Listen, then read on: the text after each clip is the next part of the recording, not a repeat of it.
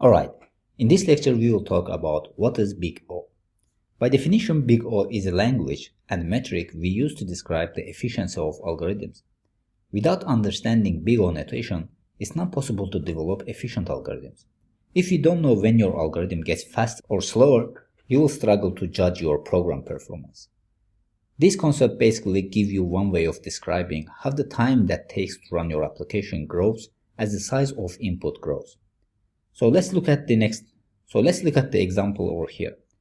Imagine a scenario: you have a file on your hard drive and you need to send it to your friend. And we need to send this file as fast as possible. So how should we send it? So the first thing that comes to our mind is to send it by mail, FTP, or some other source of electronic transfer. This is the correct answer if the file size is small. It is faster than to take it to your friend physically. But if the file size is really large, is it possible that it is faster to physically deliver it via plane? Yes, actually it is. 1 terabyte file could take more than 1 day to transfer it electronically. It will be much faster to just fly it across the country.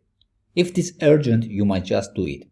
So as you can see, the delivery method is changed based on the file size. This means in the first method in which we are sending the electronically, the time that is needed for transfer of file increases as the size of file increases. On the other hand, on the second method, the time that is needed to transfer a file to a friend does not depend on the size of file.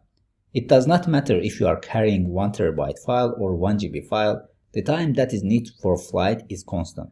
So in computer science, this is called time complexity.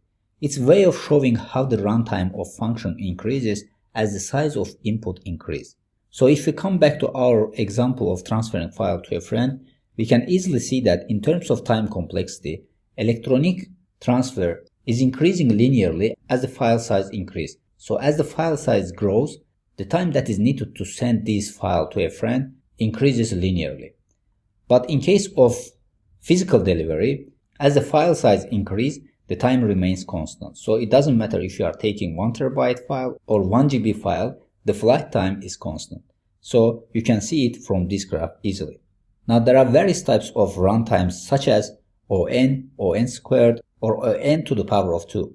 For instance, to paint an area of W meters wide and H meters high, the runtime could be described as like this, OWH.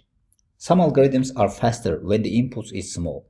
However, they become slower when the input gets larger. It's very crucial that our programs run fast because they are not going to be executed in supercomputers. So if a mobile app users face slow performance from your app, they tend to quit and delete your app.